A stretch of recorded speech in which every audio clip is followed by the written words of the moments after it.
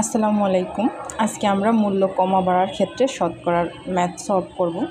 তো এখানে প্রথম যে ম্যাথটা আছে বলা আছে চিনির দাম শতকরা 25% বৃদ্ধি পেল, চিনির ব্যবহার শতকরা কত কমালে চিনি বাবদ অতিরিক্ত কোনো খরচ হবে না। তাই এখানে হচ্ছে চিনির দাম 25% বৃদ্ধি পেয়েছে, এখন চিনির ব্যবহার শতকরা কত কমালে চিনি বাবদ অতিরিক্ত কোনো খরচ হবে না। তাই 25% বাড়ায় 100 টাকা চিনির বর্তমান দাম হয়েছে যে 100 টাকা চিনি যদি 25% দাম বাড়ে তাহলে 125 টাকা। তাই ব্যবহার কমাতে হবে হচ্ছে এই যে 125 টাকা তো দাম হয়েছে আর পূর্ব দাম হচ্ছে 100 টাকা। তাই 125 থেকে যদি 100 বিয়োগ দিই তাহলে থাকে আমাদের 25 টাকা। তাই এই 25 টাকা হচ্ছে আমাদের ব্যবহার কমাতে হবে। তা 125 টাকায় কমাতে হবে 25 টাকা। এখানে যে 125 টাকার মধ্যে থেকে আমাদের কমাতে হবে হচ্ছে ব্যবহার 25 টাকা। তাহলে 1 টাকায় কমাতে হবে 25 ভাগ 125, আর 100 টাকায় কমাতে হবে 25 ভাগ 125 ইন্টু 100 ইকুয়াল হচ্ছে আমাদের 20%। এটা হচ্ছে আমাদের 100 টাকায় কমাতে হবে। তো বলা আছে যে অতিরিক্ত চিনি বাবদ কোনো খরচ হবে না কত পার্সেন্ট ব্যবহার কমালে। তাহলে 20% ব্যবহার কমাই তাহলে হচ্ছে আমাদের অতিরিক্ত কোনো চিনি বাবদ খরচ হবে না। এখন এই ম্যাথটাকে আমরা একটা শর্টকাট সূত্র দিয়ে সলভ করতে পারবো। সেটা হচ্ছে এটা যে চিনির দাম বাড়া অথবা কমাতে যেই পার্সেন্টেজটা বাড়ছে অথবা কমছে, এই যেমন 25% বাড়ছে, এখানে কমতেও পারে, ইন্টু 100, আর এখানে নিচে হচ্ছে 100 প্লাস বাড়া অথবা কমা। এই উপরে 100টা হবে গুণ আর নিচে 100টা হবে কম, আর এটা হচ্ছে যে 25% হোক 30% হোক যেটা বাড়ছে বা কমছে, আর এখানে যে বাড়ছে অথবা কমছে সেটা যোগ হবে। তাহলে হচ্ছে কাটাকাটি করলে আমাদের আসে হচ্ছে 20%।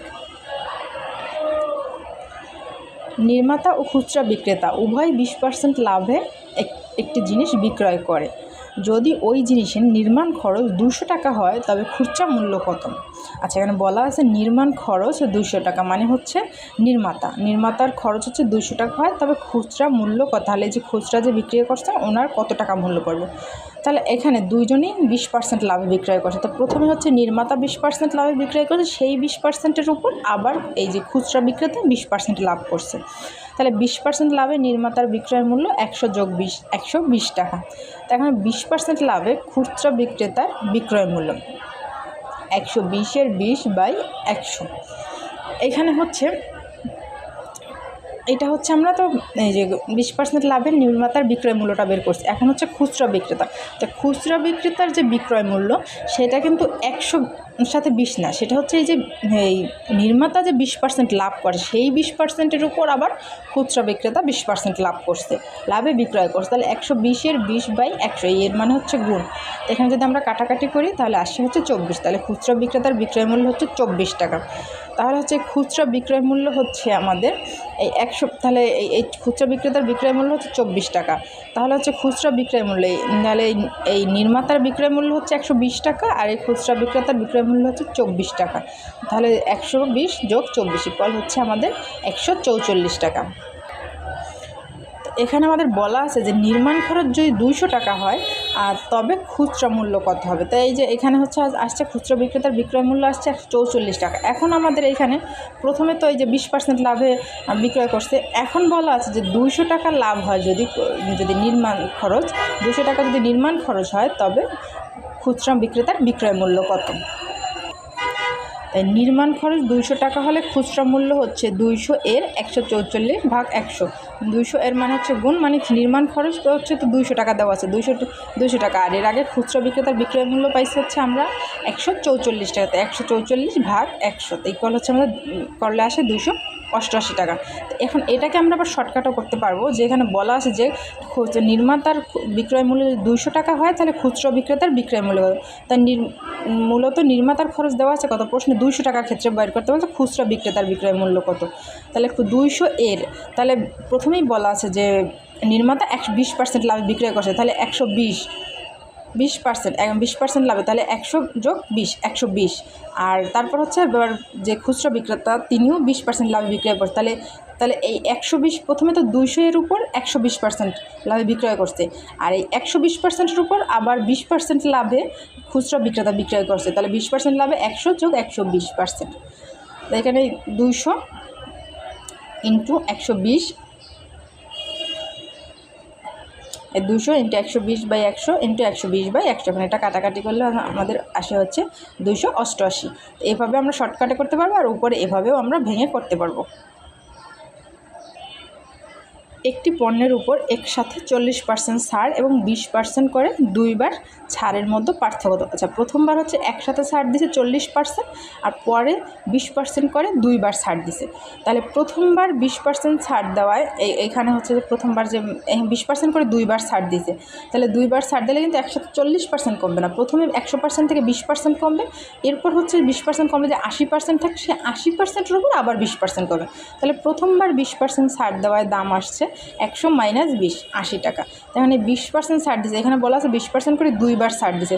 দ্বিতীয়বার যখন আবার 20% ছাড় দিবে তখন কিন্তু 100 টাকা থেকে ছাড় হচ্ছে না, তখন হচ্ছে এই যে 80 টাকা প্রথমবার ছাড় দেওয়ার পর যে 80 টাকা, সে 80 টাকার পরে উপর ছাড় দিচ্ছে 20%। তাহলে দ্বিতীয়বার 20% ছাড় দেওয়ার দাম 80 এর 20%, তা 80 ইন্টু 20/100 ইকুয়াল হচ্ছে 16। তা দুইবারে মোট ছাড়ের পরিমাণ হচ্ছে, প্রথমবার হচ্ছে এই যে 20 টাকা ছাড় দিচ্ছে 20%, আর দ্বিতীয়বারে ছাড় আসছে হচ্ছে আমাদের 16 টাকা। তো প্রথমবারেরটা তো হচ্ছে স্পষ্ট যে 100 থেকে 100 টাকায় 20 টাকা ছাড় দিছে 20%। তা এখন দ্বিতীয়বার এটা তো 80 টাকায় 20% ছাড় দিলে কত আসে সেটা তো আমরা বলতে পারি না, তাই এই কারণে হচ্ছে আমরা 80 টাকার উপর 20% ছাড়ের মানটা হচ্ছে আমরা বের করে নিলাম। তাহলে এই হচ্ছে 20 যোগ, আর এইখান থেকে যে দ্বিতীয়বারের ছাড়ের টাকা হচ্ছে 16, তো 20 যোগ 16 36, এটা হচ্ছে দুইবারে মোট ছাড়ের পরিমাণ 36 টাকা। এখন আমাদের প্রশ্নে বলা আছে যে দুইবার ছাড়ের মধ্যে পার্থক্য কত, এটা হচ্ছে প্রথমবার ছাড় এবং এটা হচ্ছে দ্বিতীয়বার ছাড়, কারণ এই দুইটার মধ্যে পার্থক্য কত। তারপর এখানে 40% আর এখান থেকে আমরা পাই 36, 40 থেকে 36 বিয়োগ দিলে আসে হচ্ছে আমাদের 4%। আচ্ছা, এতক্ষণ হচ্ছে আমরা যে ম্যাথগুলো করছি সেখানে হচ্ছে যে ব্যবহার কত, যে এত টাকা বৃদ্ধি পেলে তাহলে আমরা একটা পণ্যের ব্যবহার কত কমাবো বা বাড়াবো পণ্যের ব্যবহার।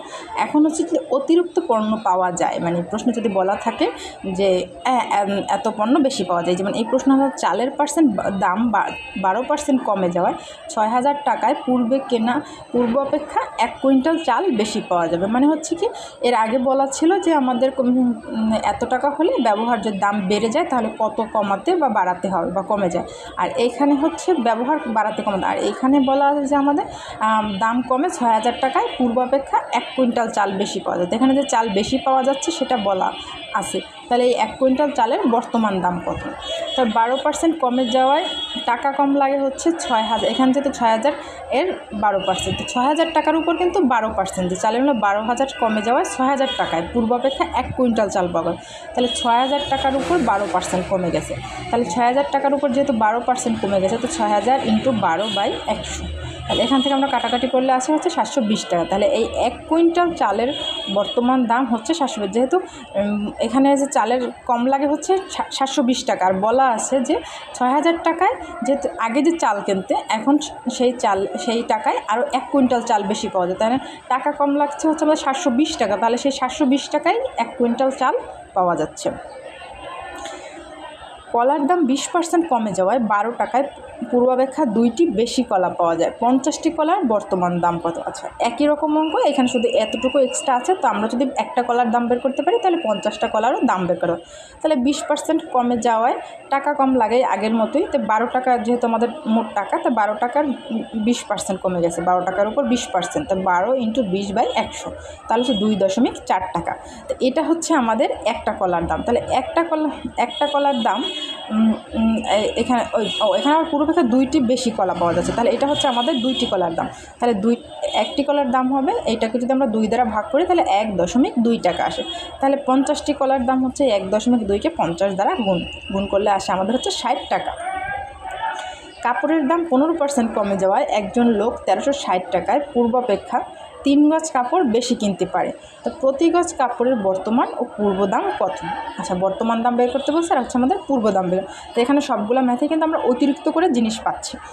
তো এখানে 15% কমে যাওয়ায় যে টাকা কম লাগে, যেহেতু 15% কমে যাচ্ছে, এই 1360 টাকার উপর 15% কমে যাওয়ায় 3 গজ কাপড় বেশি পাইছে।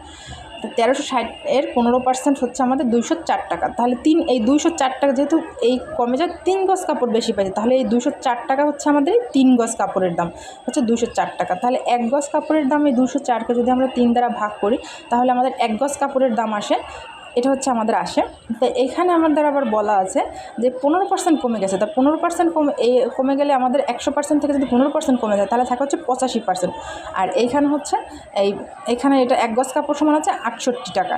তাহলে এই 85% হচ্ছে 68 টাকা, যেহেতু আমাদের 85% আছে আর এখান থেকে মানে 15% কমছে, তাহলে বাকি আছে 85%। তাই 85% হচ্ছে সমান হচ্ছে 68 টাকা, মানে হচ্ছে আমাদের 1 গজ কাপড়ের দাম। তাহলে 1% সমান হচ্ছে 68/85, আর 100% সমান 68/85 ইন্টু 100। এখন এটা কাটাকাটি করলে হচ্ছে আমাদের হচ্ছে 80 টাকা।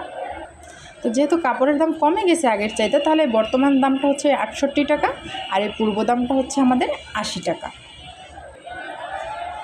চিনির মূল্য 6% বেড়ে যাওয়ায় 1060 টাকায় পূর্বে যত কেজি চিনি কেনা যেত, এখন তার থেকে 3 কেজি চিনি কম কেনা যায়। তা প্রতি কেজি চিনির বর্তমান ও পূর্ব মূল্য কত আছে? এই অঙ্কটাতে আবার চিনির দাম বেড়ে গেছে।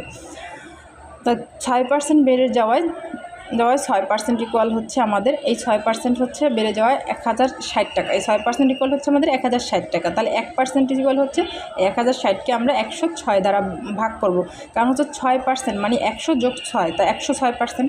তাহলে 106 দ্বারা ভাগ এটাকে। তার পূর্ব দাম, তাহলে যেহেতু পূর্ব মূল্য ছিল, পূর্ব হচ্ছে এই 6% বেড়ে যাওয়ার আগে ছিল আমাদের 100%। তাহলে 100% ইকুয়াল 1060 ইন্টু 100 ভাগ 106 ইকুয়াল হচ্ছে আমাদের 1000 টাকা। তাহলে টাকা বেশি লাগছে কত? আমাদের এখানে আছে 1060 টাকা, আর এখানে আছে আমাদের 1000 টাকা। তাহলে টাকা হচ্ছে কিন্তু আমাদের বেশি লাগছে হচ্ছে 60 টাকা। তাহলে 1 কেজি চিনির পূর্ব দাম হচ্ছে আমাদের, এখানে যে 60টা আছে 60কে আমরা 3 দ্বারা ভাগ করবো, ইকুয়াল হচ্ছে 20 টাকা। তো এখানে যেহেতু বলা আছে যে 3 কেজি চিনি কম কেনা যায়, তাহলে এইখানে যে টাকাটা আমাদের হচ্ছে, এই টাকাটা যে বেশি লাগছে এইটা হচ্ছে 3 কেজি চিনির মূল্য। যে বলা আছে যে 3 কেজি চিনি মানে 1060 টাকায় আগে যে চিনি কেনা যেত তার থেকে এখন 3 কেজি চিনি কম কেনা যায়। তাহলে যে টাকা এখানে বেশি লাগছে হচ্ছে, তা আগে কেনা যেত এই 1000 টাকায়, এখন কিনি হচ্ছে আমরা 1060 টাকায়। তা টাকা বেশি লাগছে 60 টাকা। তাহলে এই 60 টাকা 3 কেজি চিনির দাম। তো 60কে যদি আমরা 3 দ্বারা ভাগ করি তাহলে হচ্ছে 20 টাকা। এই 20 টাকা হচ্ছে আমাদের 1 কেজি চিনির দাম। তা সুতরাং বর্তমান দাম 20 টাকায়, 20 টাকা, তাহলে আমাদের হচ্ছে বর্তমান দামটা বের করবো। তাহলে বর্তমান দাম হবে 20 টাকায় 106%। তাহলে 20 ইন্টু 106 ভাগ 21 ইকুয়াল 21 ইন্টু 21.20 টাকা। এটা হচ্ছে আমাদের বর্তমান দাম। যেহেতু চিনির দাম বাড়ছে, তাহলে এটা এখানে হচ্ছে পূর্ব দামটা হচ্ছে 20 টাকা, আর বর্তমান দাম হচ্ছে 21.20 টাকা। এটা হচ্ছে আমাদের বর্তমান দাম।